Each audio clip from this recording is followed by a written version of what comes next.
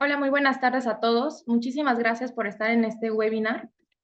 Mi nombre es Fabiola Villanueva, soy parte de la coordinación de las actividades del IMESPAC y quisiera dar la bienvenida al doctor Robert Uribe. Eh, es un reconocido profesional del campo médico y la gestión de salud.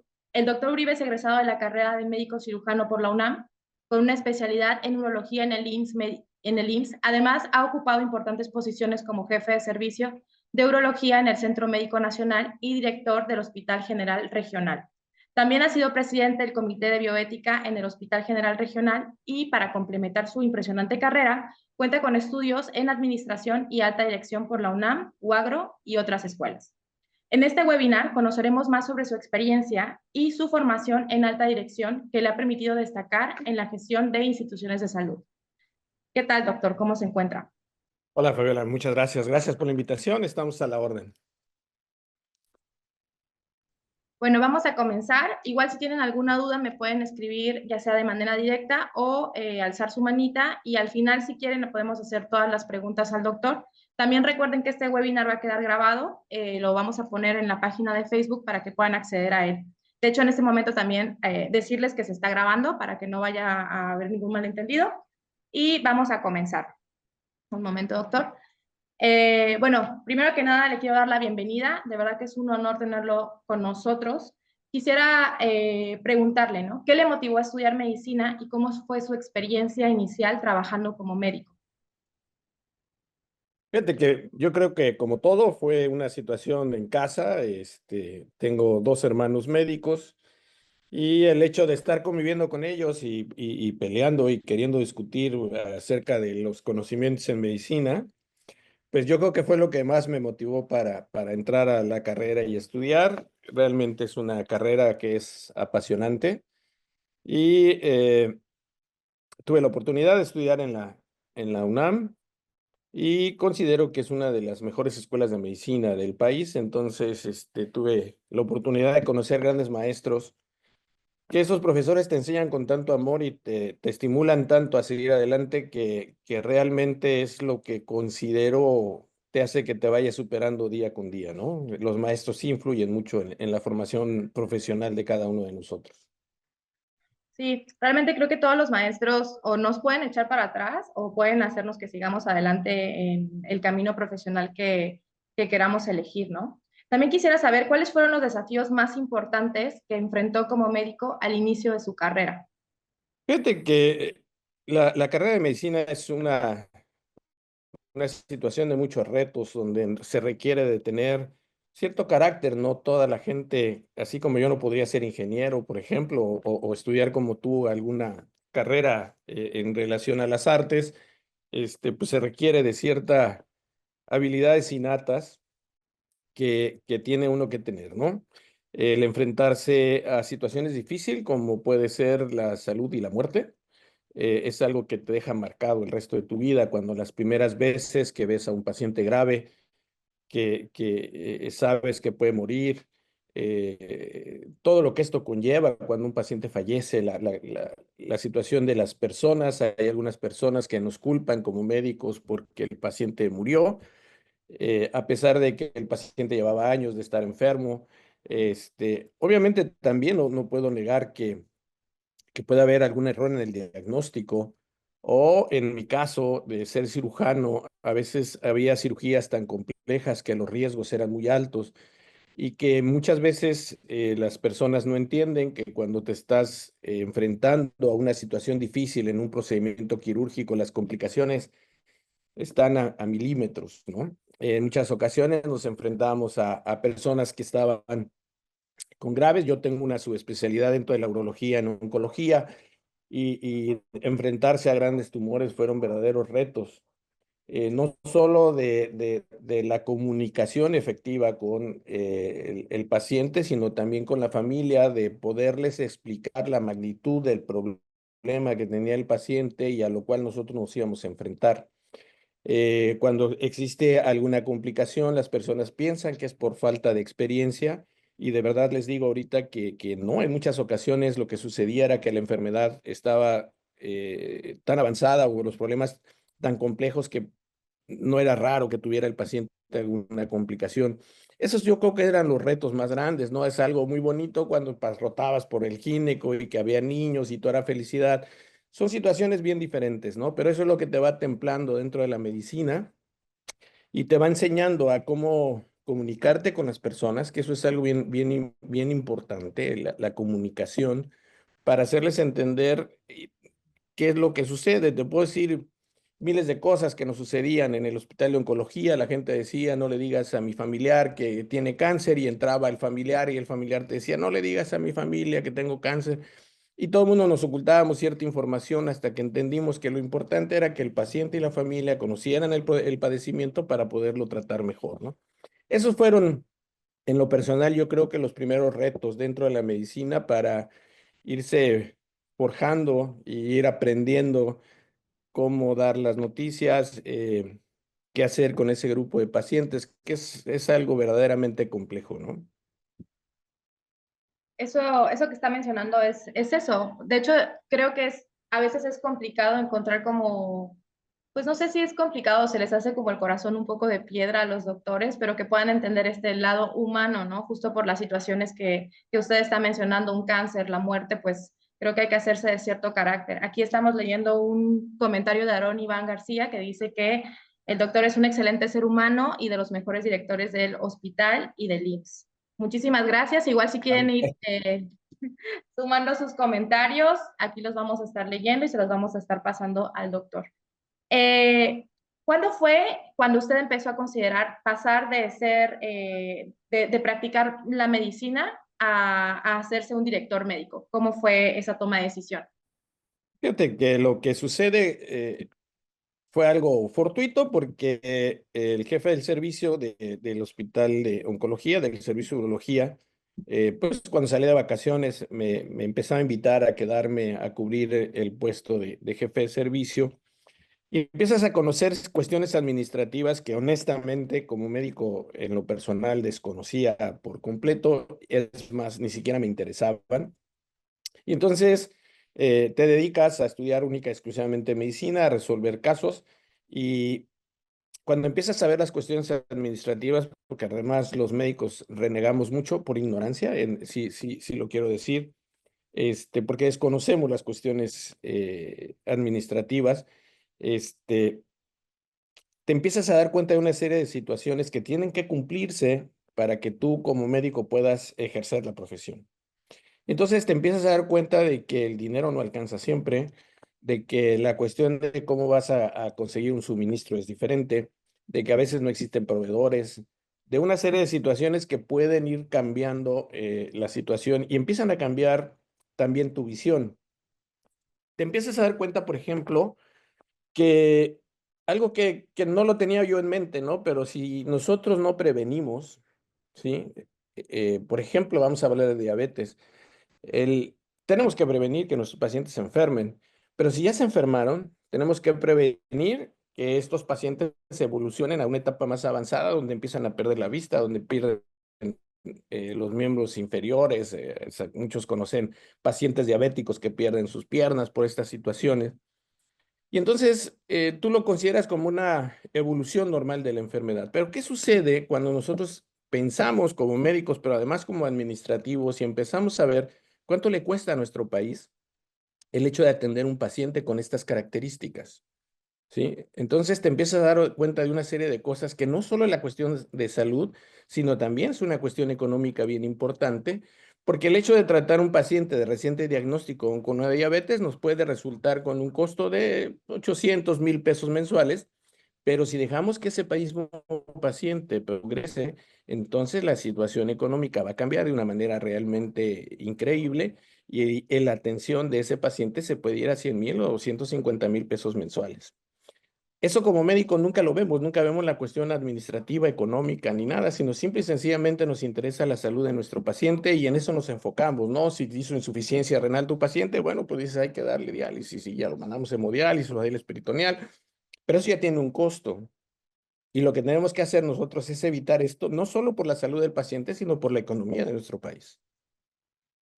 Justo, es que eso es importante, la mirada integral, ¿no? La mirada como, pues, la perspectiva genérica de todo lo que implica un solo paciente y de repente puede llegar a ser duro como verlo en números, pero es parte de, pues, de ejecutar como un puesto directivo, ¿no? Le quisiera preguntar, doctor, eh, ¿qué fue o qué habilidades o competencias tuvo que desarrollar para asumir un rol en alta dirección? Fíjate que eso es algo bien, bien importante, ¿no? Y hablábamos y podríamos hablar de muchísimas cosas, entre ellos, el dirigente, el que se dedica a la dirección, tiene que tener ciertas características. Algunas pueden ser innatas. Yo conozco mucha gente que es un gran líder y que lo puede seguir simple y sencillamente porque tiene una personalidad que es dominante, impactante, no lo sé, pero son personas que puedes seguir y que además te sientes a gusto siguiéndolas, ¿no? Y esos son líderes natos. Pero no nada más se requiere de ser un líder nato para poder llevar la dirección de un hospital o de alguna empresa. O sea, necesitas tener conocimientos. Y esto es algo bien importante. O sea, para poder ser un director, para poder llevar a cabo la administración y la dirección de cualquier empresa, necesitas tener principalmente una capacitación. Esto es algo que no podemos nosotros soslayar, siempre tenemos que seguir en una capacitación. Tenemos que estar muy al pendiente de muchas situaciones que van sucediendo en nuestras empresas. Tenemos que conocer la empresa que queremos dirigir. Y no solo eso, ¿no? Tenemos que ver muchas situaciones. Y volviendo a la cuestión médica, ¿no? Por ejemplo, el IMSS es muy normativo, ¿eh?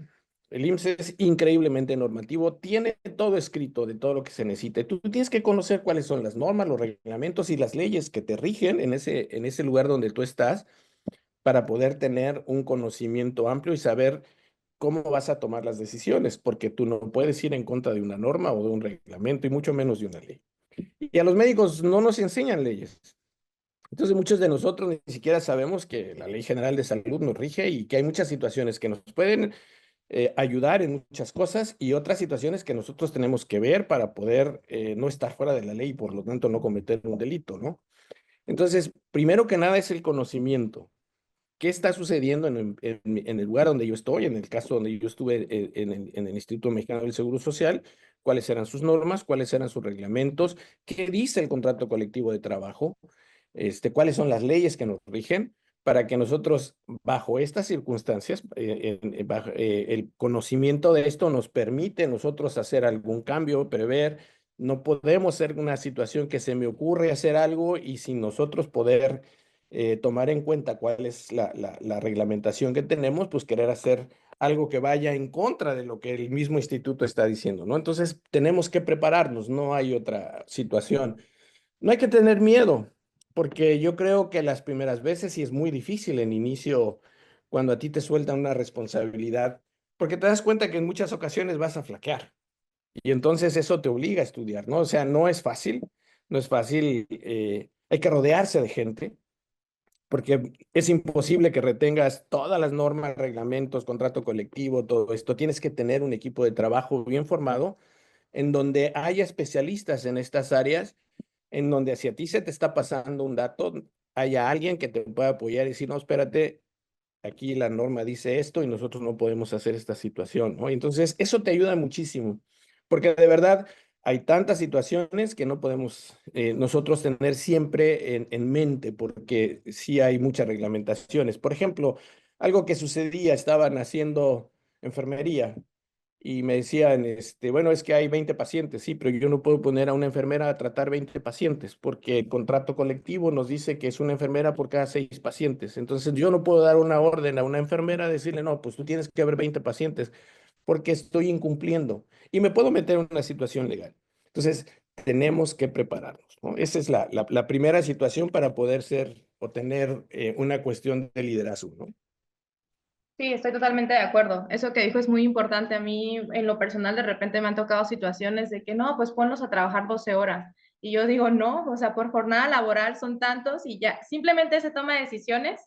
Tienes que pensarlas muy bien porque eso puede implicar un problema legal, ¿no? Contra ti. Aquí nos está diciendo Aarón Iván que es un gran liderazgo y el conocimiento en administración hospitalaria, así como el conocimiento de las normativas, leyes, CCT, etcétera. es justo, ¿no? También tener la flexibilidad y entender que no solo se está trabajando con recursos materiales, económicos, sino también son recursos humanos. Eso es importante. Doctor, ¿nos puede ayudar? ¿Cuáles fueron los mayores retos que enfrentó al asumir su primer cargo directivo y cómo lo superó? El miedo a la dirección. La primera vez que te sientas en una silla y donde te dicen y te llegan 20,000 problemas y honestamente el desconocimiento de muchas de las cosas, ¿no? O sea, creo que ese es el primer reto, cuando te sientas que tú crees que sabes, porque uno se siente muy seguro de que sabes, y de repente te empiezan a bombardear situaciones que están fuera de tu conocimiento, ¿no? Recuerdo las primeras situaciones donde llegaba la policía a preguntarme sobre algún paciente en donde yo tenía que haber seguido ciertos requisitos, o cuando hay alguna demanda laboral donde llegaban el actuario con los abogados a exigirme ciertas situaciones y entonces tú estás completamente en desconocimiento de esas causas, ¿no? Eh, la administración, ¿qué sucede cuando tú no tienes la posibilidad, por ejemplo, de desabasto de medicamentos, ¿no? Había pacientes que me querían dar clases de administración y me decían, doctor, es bien sencillo, si usted tiene 10 pacientes con diabetes, pues tiene que tener 10 cajitas de tratamiento para la diabetes, ¿no? Ojalá fuera así de simple. La realidad es que desafortunadamente no es así. Tenemos una población que va incrementándose año con año, aunque tenemos nosotros cómo hacer una visión de qué es lo que va a suceder, cuánto va a aumentar el tratamiento de estos pacientes, siempre llegan espontáneos. Entonces te empiezan a enseñar cuando estás estudiando administración, pues que tienes que tener una cantidad mayor, un porcentaje, porque sabes que te pueden tener imprevistos. A veces no había surtimiento por algunas situaciones y si tú no tienes pensado cómo tener una mayor cantidad de ese medicamento en el almacén, pues te vas a meter en un problemón. Entonces, esas son las situaciones y cada vez el hospital es extraordinariamente dinámico y entonces surgían problemas en todo momento. Había veces en que me decían, doctor, se acabaron las jeringas, ¿no? Entonces tienes que despertar, tienes que tener los teléfonos de todo el mundo para decirle al almacén, tengo un problema, no hay jeringas en este momento y no voy a parar nada de la actividad del hospital porque jeringas necesito para anestesiar a un paciente, para administrar medicamentos. Entonces tenías que hablarle y decirle, nos vemos en tanto tiempo en el hospital para que resolvamos este problema porque no podemos esperar hasta mañana por la mañana, por decirte algo, ¿no? Entonces, ese tipo de situaciones son las que te empiezas a enfrentar. Poco a poco vas aprendiendo y entonces no te vuelve a pasar porque entonces ya sabes que esa situación puede pasar. Entonces, el encargado del almacén, tú le hablas desde antes cómo vamos en abasto y ya te decían y entonces ya podrías ir planeando tú cuáles eran estas situaciones. Pero eso te lo va dando la experiencia y sobre todo el irte preparando de cómo ir viendo este tipo de situaciones. Y dentro de toda su experiencia profesional como director médico, ¿qué ha sido lo más satisfactorio que usted recuerde? Mira, yo creo que lo más satisfactorio fue la empatía con el personal, este, que eso es algo que tiene uno que buscar siempre. Eh, el personal es lo más importante que existe en cualquier empresa, ¿sí? No son las computadoras, no son los teléfonos inteligentes, no es la inteligencia artificial actualmente, es el personal, es la gente que mueve estas situaciones. Entonces, yo creo que una gran satisfacción fue el poderme comunicar de una forma efectiva con los diferentes grupos de trabajo que existen en el hospital, ¿no?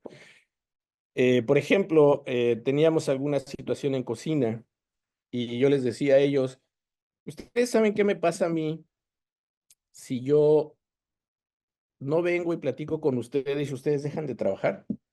Simple y sencillamente, si cocina en un hospital deja de hacer su trabajo, los pacientes no van a poder comer, el personal no va a poder comer.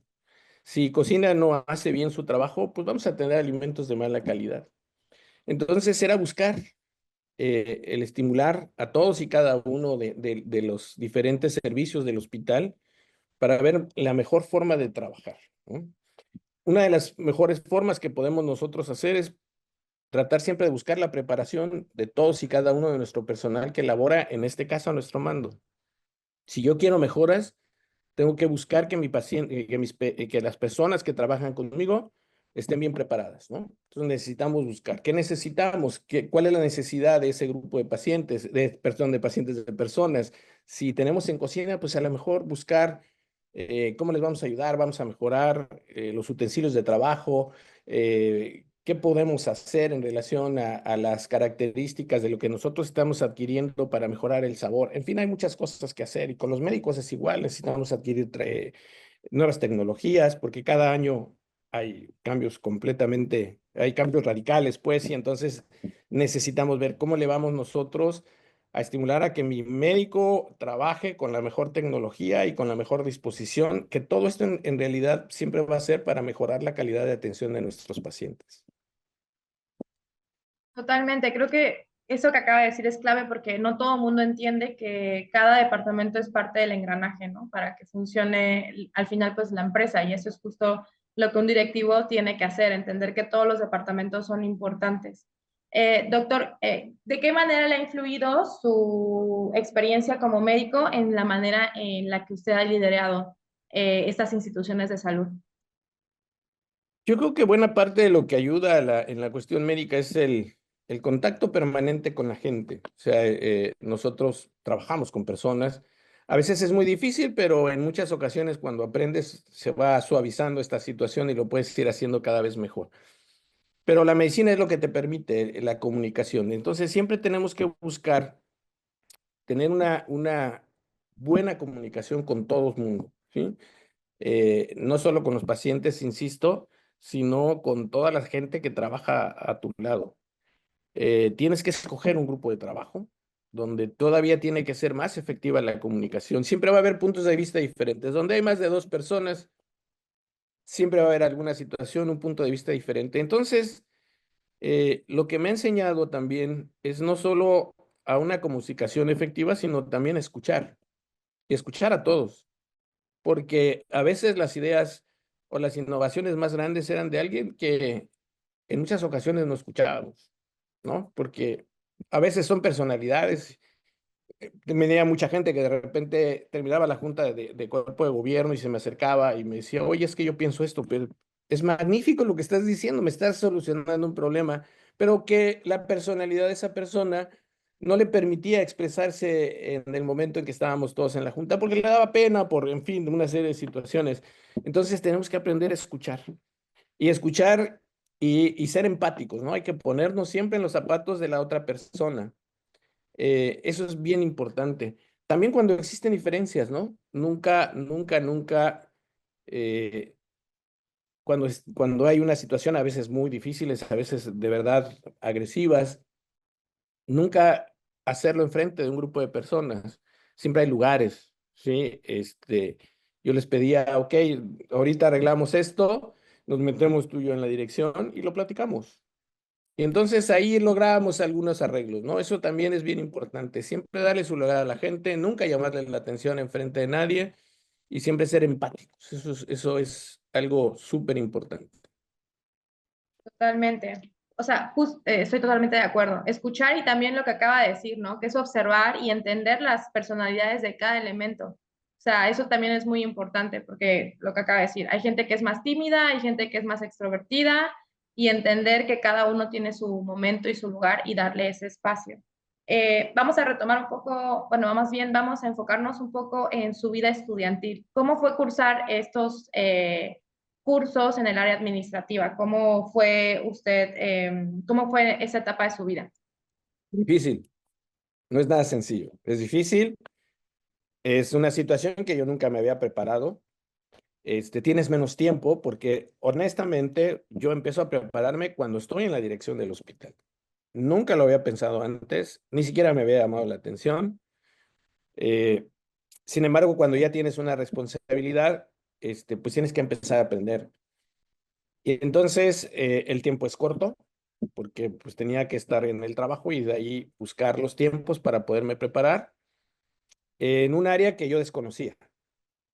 Entonces, esto te obliga a dedicarle la mayor cantidad de tiempo que se pueda, porque es difícil, ¿no? O sea, tú sigues trabajando como médico en la dirección y sales y tienes tu consultorio y en la tarde noche tienes que venirte a estudiar escogía obviamente una escuela que pudiera ser en fin de semana o que estuviera abierta para que yo me pudiera meter a la hora que yo pudiera.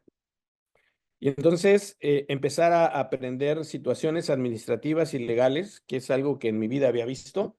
Entonces, el inicio es bastante complejo. A veces dan ganas de decir, ¿qué estoy haciendo? ¿Realmente tendrá alguna importancia lo que estoy haciendo? ¿El esfuerzo vale la pena? Ahorita, sin ninguna duda, te puedo decir que sí, sí vale la pena.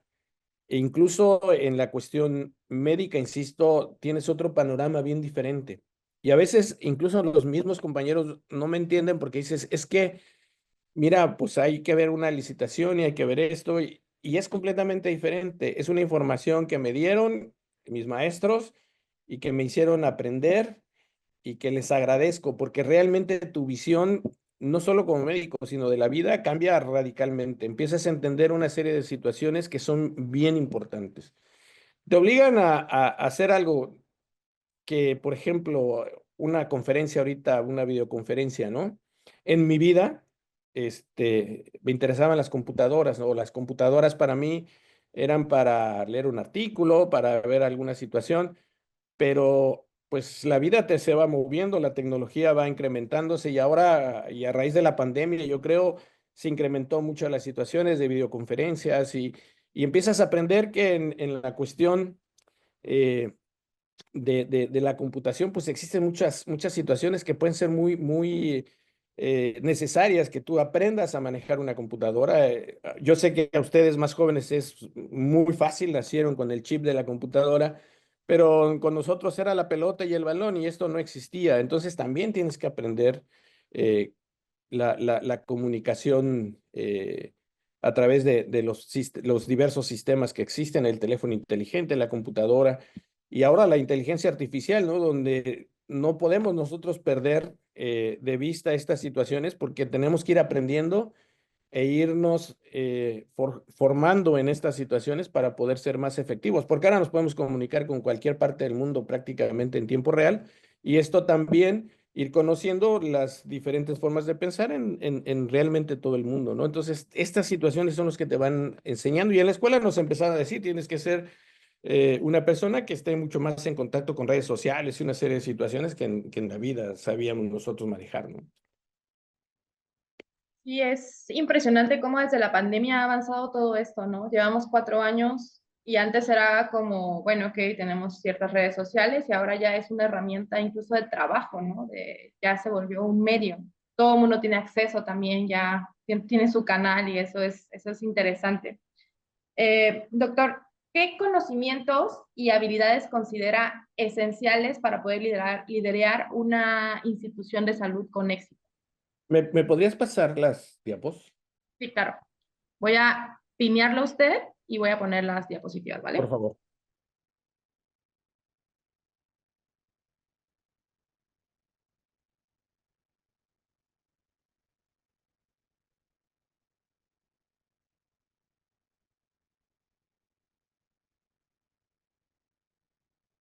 Ahí lo ve, ahí usted lo Sí, ve, ¿verdad? sí, Ok. ahí lo vemos perfectamente. Eh, Son de las situaciones que nosotros tenemos siempre que analizar y que ver en relación a lo que tenemos que ir adquiriendo, ¿no? Las habilidades y algo que estábamos hablando hace un momento precisamente era la colaboración virtual, la cultura multimedia, la inteligencia social.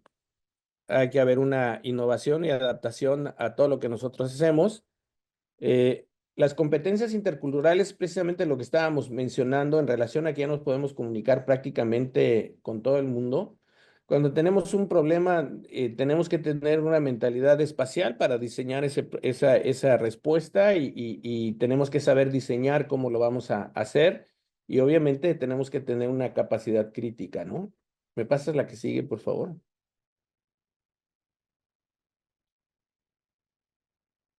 Esto es algo que sí lo comento, el conocimiento de las normas, reglamentos y leyes que rigen nuestra actividad. Esto es pero muy importante. Sí, desafortunadamente, cuando tú platicabas con la gente, muchos de nuestros compañeros ni siquiera conocen el contrato colectivo de trabajo. Y entonces se convierte en un problema. A veces subía a los pisos y decía yo, ¿por qué no está barrida esta parte? Bueno, porque a esta parte le toca a otro compañero, pero es que es 1 metro. Pues sí, pero los compañeros de servicios básicos tienen determinada extensión, determinada área para hacer la limpieza y entonces entendía pues que tenía que hablarle al otro compañero para hacerlo, porque eso es lo que estaba normado y así es como lo tenemos que hacer. Entonces, antes que cualquier otra situación, si a mí me interesa ser directivo de alguna compañía, de alguna empresa, tengo que conocer cuáles son las normas y reglamentos y las leyes que nos rigen, ¿no? Me pasa la siguiente, por favor. Híjole, esto no vamos a hablar mucho, pero existen muchas clasificaciones de liderazgo.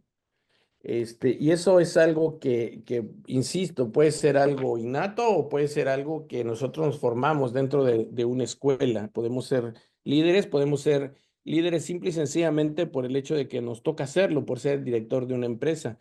Pero esto no quiere decir que seas realmente un líder, puedes ser un gerente. Y ahorita podríamos hablar más adelante cuáles serían las diferencias entre ser un líder, entre ser un directivo y ser un gerente. Sí hay una situación de diferencia y eso es lo que va uno aprendiendo en cuanto uno está estudiando este tipo de situaciones, ¿no?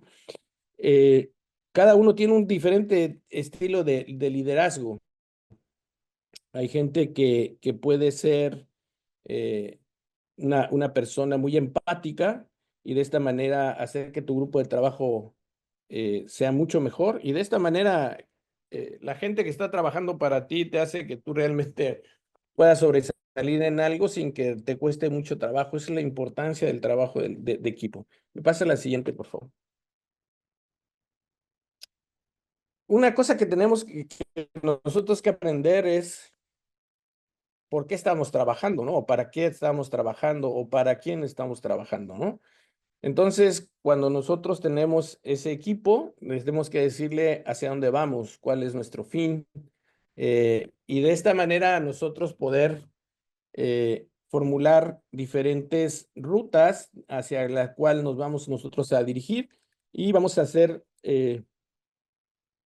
proyecciones a largo plazo de cómo vamos a mejorar nuestra forma de trabajo, nuestra forma de actuar y quién es el que realmente va a verse beneficiado por este tipo de situaciones, ¿no? Del hecho del trabajo en conjunto.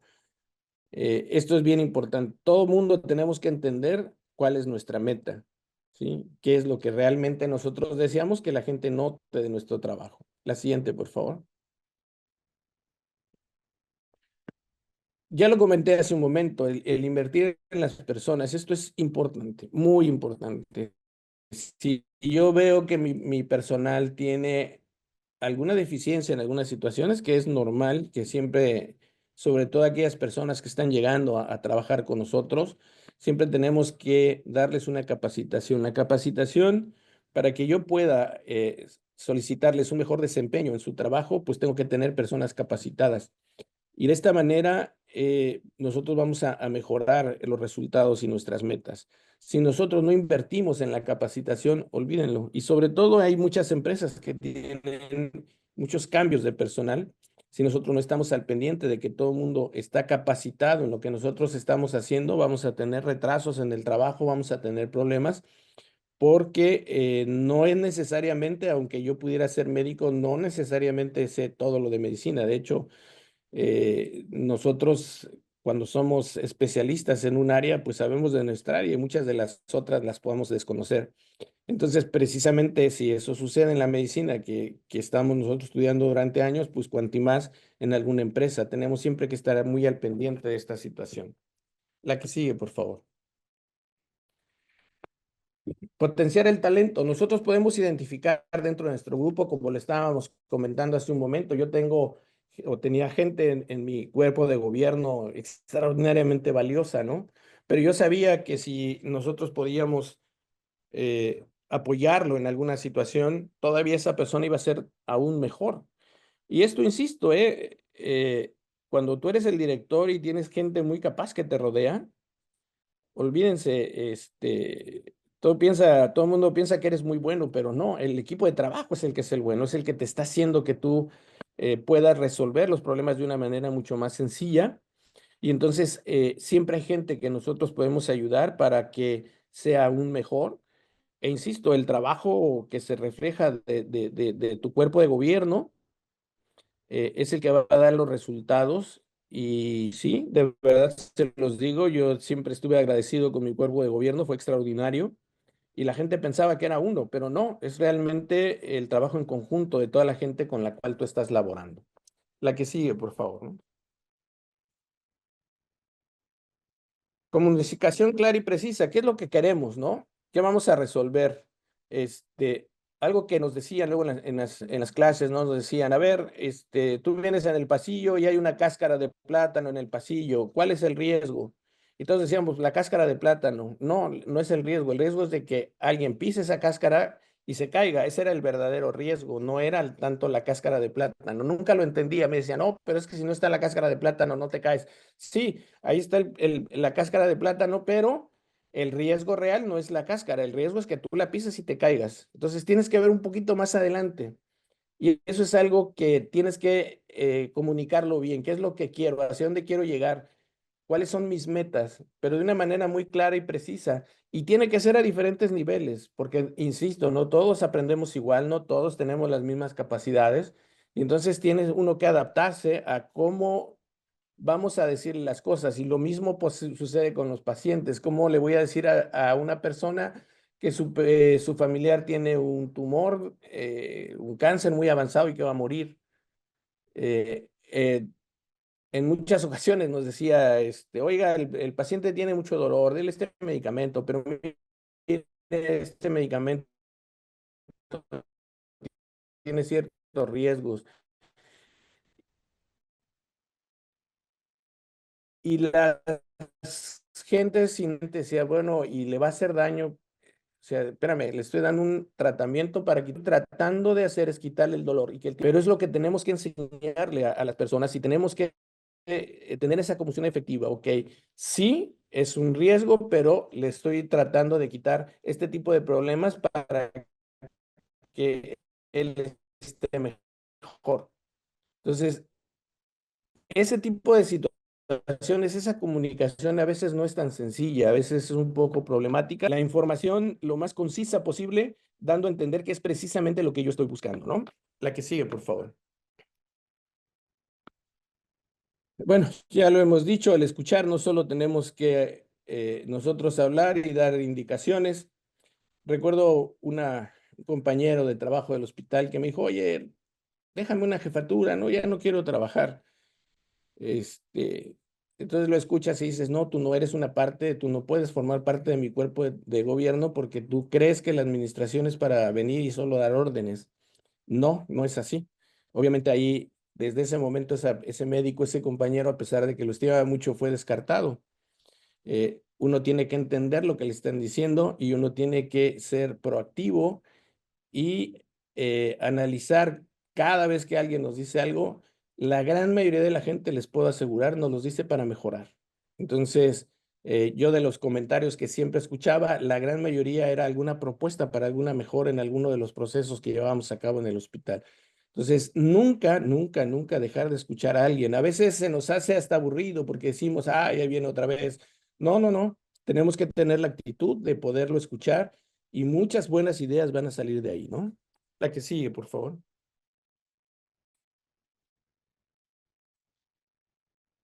Esto es algo súper importante, ¿no? Motivar a nuestro personal. Hay por ahí, y si no, déjame buscar algunos de los videos motivacionales que teníamos. Hay uno que se llama El Circo de las Mariposas, se lo recomiendo muchísimo. Hay otro que es de una película de fútbol americano, donde uno de los jugadores, eh, el entrenador le tapa los ojos y lo empieza a estimular para que terminen, ¿no? Entonces ellos cargan 10 yardas a un compañero en la espalda y este chavo que le dice, vas a perder, vamos a perder porque vamos contra un gran equipo, le dice él, tú puedes hacer más y entonces sube a su compañero y atraviesa todo el campo porque el entrenador lo está motivando y él va avanzando le tapa los ojos para que no vea realmente hasta dónde va. Y él no avanza 10 yardas, avanza todo el campo. Esos videos motivacionales en donde nosotros les enseñamos a la gente que no todos tenemos los mismos talentos, que hay mucha gente que tiene talentos diferentes y que si nosotros logramos que los desarrolle, vamos a encontrar gente extraordinariamente valiosa que va a ser muy útil para la empresa y para el cuerpo de gobierno. Entonces, siempre hay que dedicarle algunos minutos para este tipo de actividades dentro de la dirección. No es algo que sea una pérdida de tiempo, por el contrario, es algo que es realmente muy, muy importante y que veremos que el personal se va a sentir primero escuchado, motivado y va a buscar con nosotros el llevar a la empresa a mejor puerto, ¿no? La que sigue, por favor.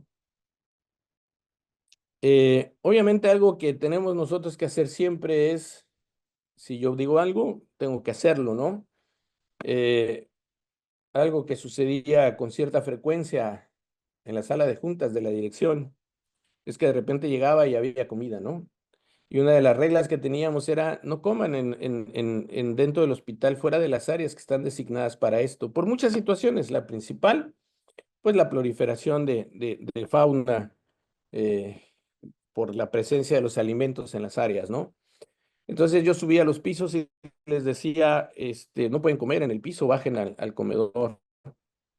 Y llegaba a la sala de juntas y había comida, ¿no? Entonces, si nosotros no hacemos lo que estamos diciendo, no tenemos ninguna autoridad moral para poderle exigir al personal al cual nosotros nos toca dirigir en ese momento el que haga las cosas. Entonces, esto es algo bien importante. Si yo digo que no se puede hacer, no por el hecho de decir yo soy director y si puedo, lo tenga que hacer, ¿no? Entonces, eh, no hay nada mejor, no hay mejor ejemplo que uno haga lo que está solicitando que lo haga el resto del personal, ¿no? La que sigue, por favor. Hay que ser siempre proactivos, ¿no? Siempre tengo que estar viendo más allá. ¿Qué es lo que vamos a hacer? ¿Qué vamos a mejorar? Y cada que nosotros creamos, bueno, ustedes lo van a aprender en la escuela, qué es lo que se hace, ¿no? Nosotros vamos a proyectar, vamos a medir, vamos a corroborar y vemos si funciona o no funciona. Y si no funciona, hay que volverlo a modificar, ¿no?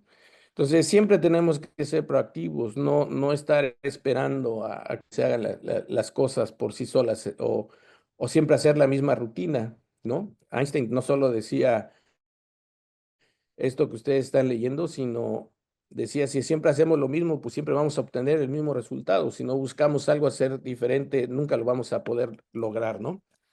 Entonces, esto es algo también que vale mucho la pena el tenerlo siempre en mente. La que sigue, por favor. Cada día encontramos cosas nuevas, ¿no? Entonces nosotros también tenemos que tratar de innovar, ir siempre, estar siempre al pendiente de lo nuevo que está saliendo todos los días. Siempre encontramos algo que nos puede motivar a hacer, no podemos negarnos. Es como decir ahorita, dar una videoconferencia y yo hubiera preferido estar con ustedes y platicarlo. A veces esto es más impersonal, pero el hecho de que sea una situación virtual, no quiere decir que estuve yo en contra de esta situación. Tenemos que ir con lo que se está haciendo actualmente y tenemos que nosotros ir pensando con estas situaciones que podemos hacer. Por ejemplo, en este caso de las videoconferencias, lo que hemos propuesto en muchas ocasiones son la telemedicina, ¿no? Si yo tengo una persona que está, sé, en cualquier pueblo de aquí del estado y yo le puedo ofrecer una consulta a través de este medio, pues a lo mejor le vamos a quitar, a veces son pueblos muy alejados y le podemos quitar muchísimas horas de traslado hasta el sitio donde está el especialista con este simple hecho. Entonces, de estar en una videoconferencia no es el ideal, pero es una forma de tratar de solucionar el problema a este tipo de cosas. Entonces, tenemos que innovar, en este caso sería la telemedicina. Y más adelante, pues podrá ser algún otro tipo de situaciones como la inteligencia artificial, en donde podríamos nosotros llevar a cabo situaciones más adelantadas. Eh, un ejemplo, y lo habrán escuchado mucha gente que oye escuchar de que actualmente se están haciendo cirugías robóticas, no es que el robot opere, sino obviamente tiene un operador, que es alguno de nosotros. Pero recuerdo que una de las situaciones así impresionantes que me tocó ver en un congreso es operar a un paciente, el cirujano estando en Europa y el paciente en los Estados Unidos, y por medio de la nueva tecnología, el cirujano podía mover los brazos del robot de un continente a otro. Y eso es algo que cada vez nos miremos a lo mejor admirando más, pero es algo que se va a hacer y nosotros tenemos que ser parte de esa innovación, ¿no? La que sigue, por favor. Tenemos que tener la facilidad de poder solucionar conflictos, ¿no? Esto es una habilidad bien importante, ¿no? Siempre, siempre, siempre va a haber conflictos, siempre, siempre, por lo que ustedes me digan. El Hospital Vicente Guerrero, la delegación Guerrero del IMSS tiene 6,000 trabajadores. El Hospital Vicente Guerrero trabajan 3,000. La mitad de todo el personal del IMSS del estado trabaja en el Vicente Guerrero. Imagínense la cantidad de conflictos que se generan día con día. Entonces uno tiene que tener la capacidad de poder, la inteligencia emocional, primero para no inmiscuirse en el problema, sino verlo desde fuera, buscar una solución, tratar de mediar entre los compañeros, tratar de mediar entre el derechohabiente que se siente agobiado porque tenemos un mes sin el tratamiento. Son situaciones bien difíciles y que a veces uno tiene que eh, buscar la manera de solucionarlos. Teníamos, por ejemplo, un proveedor que me decía, ¿sabes qué? Yo no mando mi camión porque mandar mi camión para proveer los medicamentos que me toca hacer me cuesta 30,000 pesos. Y si yo no cumplo, tengo una penalización de 15,000 pesos. Penalízame. Entonces decía, espérame, pero es que los medicamentos que tú tienes son importantes y son de uso muy común. Y la gente me decía, bueno, pues dile a la delegación para que compremos.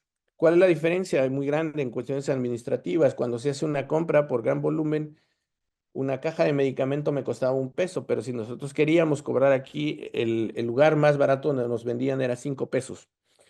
Si tú aceptas una situación de ese tipo, van a decir es que el doctor se está robando 4 pesos por cada caja que compra. Y no, no era así. Simple y sencillamente era una cuestión netamente administrativa. Entonces, tienes que aprender a tratar con el proveedor, tienes que aprender a tratar con el derechohabiente en la manera de cómo vas a resolver ese tipo de problemas, ¿no? A veces era una situación de decirle al proveedor, de verdad, por tu jefecita, que requiero de que vengas y nos surtas el medicamento porque estamos con una situación muy grave de los pacientes. Muchos de estos medicamentos que él no nos quería surtir eran analgésicos y le decía, imagínate tener dolor, no digo por una hora, sino a veces hasta por días, entonces es inhumano. Y bueno, de repente entraba en razón el proveedor y nos mandaba el camión, pero esas son situaciones que suceden. Tenemos que ir aprendiendo cómo enfrentar esos conflictos, ¿no? La que sigue. Y esto es una situación que nosotros siempre tenemos que aprender. Una cosa es el liderazgo y otra cosa es ser gerente, ¿no? El liderazgo es estar comprometido, ¿no? Nosotros tenemos de repente que tomar decisiones críticas. En medicina de repente nos decían, pues se va a dejar de fabricar tal o cual medicamento. Y entonces el decir, ¿qué voy a hacer? ¿No? Por ejemplo, hay una situación con algunos antihipertensivos en donde la industria farmacéutica en teoría va mejorando los medicamentos y entonces decían, a ver, este medicamento es mejor que este y entonces vamos a desechar este. Y de repente cuando tú veías algún estudio, veías que realmente los resultados eran muy similares con uno y con otro. Entonces, bueno, ahí tienes que tomar una decisión crítica y dices, bueno, si ya no voy a tener este medicamento va a ser útil, bueno, pues tengo que tomar este medicamento. Pero si tú estás en una cuestión netamente rutinaria, es muy fácil decirle, pues que venga otro y que resuelva el problema, ¿no? Yo solo puedo decidir algunas cosas de lo que decido habitualmente, ¿no? Son decisiones rutinarias en donde no se va a modificar. Eso es compromiso y la diferente manera de ser de una persona que es un dirigente y una persona que es un verdadero líder y que está comprometido con lo que está haciendo, ¿no? Eh, Otras de las situaciones son ¿cuáles son las decisiones estratégicas? ¿Cómo voy a mejorar? Y van a escuchar del FODA y de muchas de las situaciones que se pueden ir analizando, los diferentes problemas que se van presentando. Hay muchas formas. Eso es algo que se aprende en la escuela. Uno se irá acomodando a los diferentes métodos que existen para la toma de decisiones. Y realmente cuando empiezas a dominar estos esquemas, realmente te hacen mucho más sencillo la toma de una decisión, ¿no?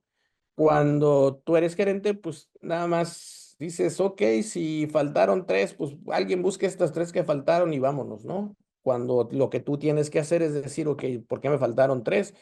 No tenían por qué haber faltado y cuál va a ser la manera en la cual yo voy a poder enfrentar este problema. Eh, Teniendo un stock a lo mejor más grande o vamos a ver si modificamos las fechas de entrega. En fin, hay muchas situaciones en lugar de decir, no, pues no pasa nada o venga mañana o algunas situaciones en donde yo no me comprometo con esta toma de decisiones, ¿no? Eh, Hay que tener diferentes opciones, no nada más es una, ¿no? Eh, Cuando esto sucede, el gerente dice, pues a ver qué pasa, ¿no?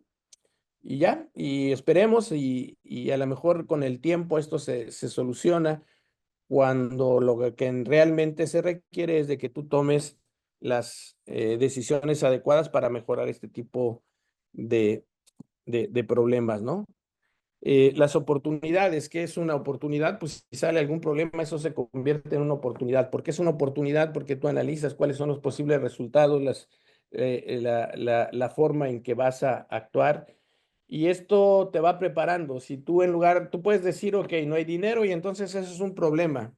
Pero tú dices, bueno, ok, esto para mí puede ser una oportunidad. ¿La oportunidad de qué? La oportunidad de sentarme y presentar cuáles son las situaciones de mi farmacia, en qué me está fallando, qué es lo que yo necesito. A lo mejor necesitamos buscar un mayor requerimiento de tal o cual medicamento. Entonces, no es un problema, es una oportunidad de resolverlos, ¿no? Hay que ver cuáles son las oportunidades que se nos van presentando. Siempre existen, pero para la gente que no le interesa, pues ni siquiera se va a enterar realmente de cuál es la verdadera problemática, ¿no? Siempre tenemos que tener metas y siempre tenemos que estar mejorando nuestra forma de actuar, ¿no? Eh, para una persona a lo mejor si le dicen tienes que vender 5 medicamentos, pues vende 5 medicamentos y de ahí ya no va a hacer ningún otro esfuerzo, ¿no?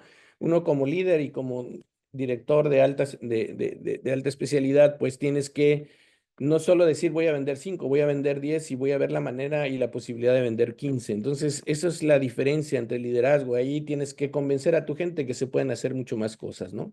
Siempre tienes que tener una beta que a veces se considera imposible porque dicen que lo imposible hay que hacerlo siempre posible, ¿no? Y siempre, ¿cuál va a ser mi actividad? ¿Qué voy a hacer? La gente que solo tiene una cuestión no de liderazgo, sino de gerencia, pues lo que va a hacer es yo ya llegué a mi meta, no necesito más, no va a analizar cuáles fueron sus resultados. Hay muchas cosas que van a cambiar entre lo que es realmente un líder, un alto director contra una persona que está ahí desarrollando el puesto porque le tocó hacerlo y que realmente no le importa mejorar más, ¿no? Eso sería para mí en general lo que podría decirle sobre esto. No sé si existe algún comentario, alguna situación. Muchísimas gracias, doctor. En este momento abro el micrófono al público. Si quieren tener alguna pregunta para el doctor, directamente pueden alzar su manita.